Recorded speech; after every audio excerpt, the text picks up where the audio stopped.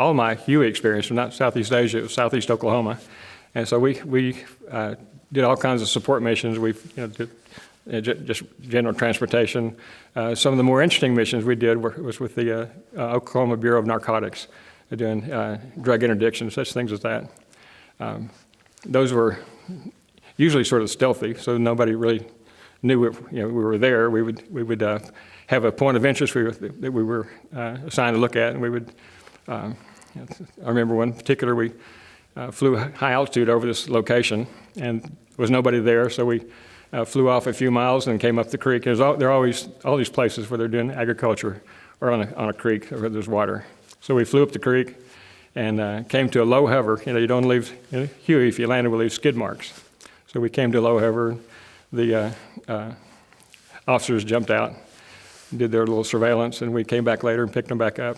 But that was kind of a typical kind of thing. But it was not really that challenging, just kind of interesting. We did, of course, through our summer camps and things like that, we did lots of Vietnam kind of things. We'd do multi-ship formations, picking up troops in the field and take them to another LZ, that kind of thing. One interesting time we were picking up, I think there was just 6 of us, six helicopters, and flying formation to pick up some people in the field. Well, we didn't know it, but the guys that were trying to help us out, they burned the field off the night before because it was a lot of grass, high grass.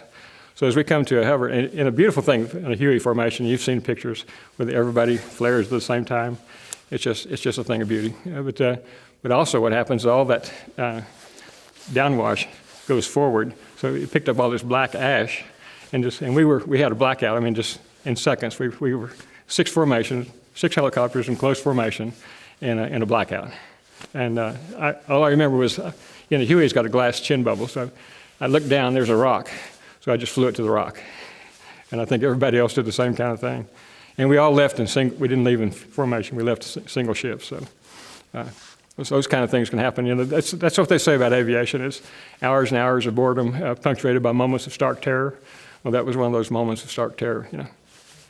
The military, for me, was a great thing. I learned that if you work hard, you put your time in, and you that it'll pay off. There's benefits to it. There's promotions. There's recognition that you're doing a good job. That was, to me, that was the thing I really enjoyed, was just and working with equipment. I love equipment. So it's and the airplanes we got to fly. You can't fly anything like that, like what we flew in the military out as a civilian. I owned a little airplane after I got out of the Navy, and it climbs at 500 feet per minute. Well, P3 climbs at 2,000 feet per minute or something like that. So it's and more. So it's a very powerful airplane. It's just just the power is great. Huey was entering machine is a whole different process. Huey wasn't very fast, 120 miles an hour, something like that. But it's just a challenge of flying. If you're, you have your both hands and your feet, and they all have to work together. And so it's a real coordination exercise. Just to me, just getting a Huey to a hover would put a smile on my face, because it was just a thing of beauty, getting the thing up smoothly and ready to go. I really enjoyed the Huey. The fixed wing was great, but the Huey, you're operating close to the ground, and multi-ship formations. I like formation flying. That was always a challenge, but also very rewarding.